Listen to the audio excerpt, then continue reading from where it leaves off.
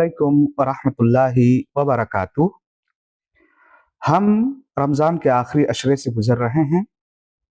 इस आखिरी अशरे में एक रात ऐसी होती है जो इंतहाई अज़मतों की हामिल होती है। सवाल पैदा होता है कि शब क़दर इतनी अज़मत की हामिल क्यों कर है। इस ताल्लुक़ से सबसे पहली बात यह है कि अल्लाह रब्बुल इज़्ज़त ने इसी रात में कुरान मुक़द्दस को नाजिल फरमाया। अल्लाह रब्बुल इज़्ज़त कहता है कि इन्ना अंज़लनाहु फ़ी लैलतिल क़द्र, यानी इस किताब मुक़द्दस को हमने क़द्र वाली रात में उतारा है। इसके ताल्लुक़ से उलमा किराम के 3 अक़वाल हैं।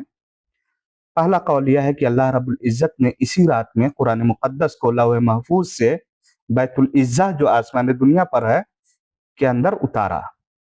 दूसरा कौल यह है कि नबी अकरम सल्लल्लाहु अलैहि वसल्लम पर वही का आगाज इसी रात में हुआ है। यही कुरान करीम के इस रात में नुज़ूल का मतलब है।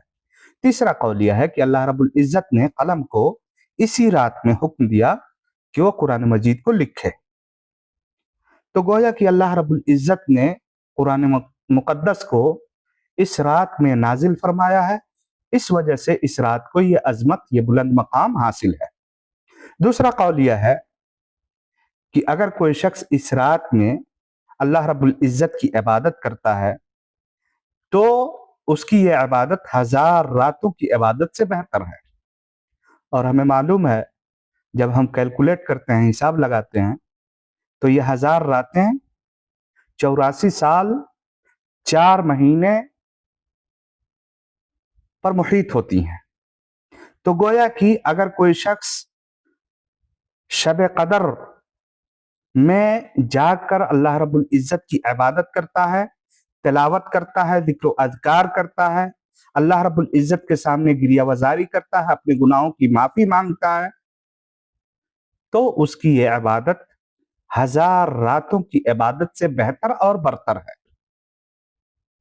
इसी बात को अल्लाह रब्बुल इज़्ज़त ने कुरान मुक़द्दस के अंदर इरशाद फरमाया, लैलतुल क़द्र खैरुम मिन अल्फ़ शहर। इसी तरह से ये रात मोमिनों के लिए सरापा सलामती और अमन शांति वाली रात होती है। अल्लाह रब्बुल इज़्ज़त ने कुरान मुक़द्दस के अंदर इरशाद फरमाया, सलामुन हिया हत्ता मतलइल फज्र। इस रात को चौथी खूबी यह हासिल है कि ये रात नहायत बाबरकत होती है। अल्लाह रब्बुल इज़्ज़त ने सूरह दुखान में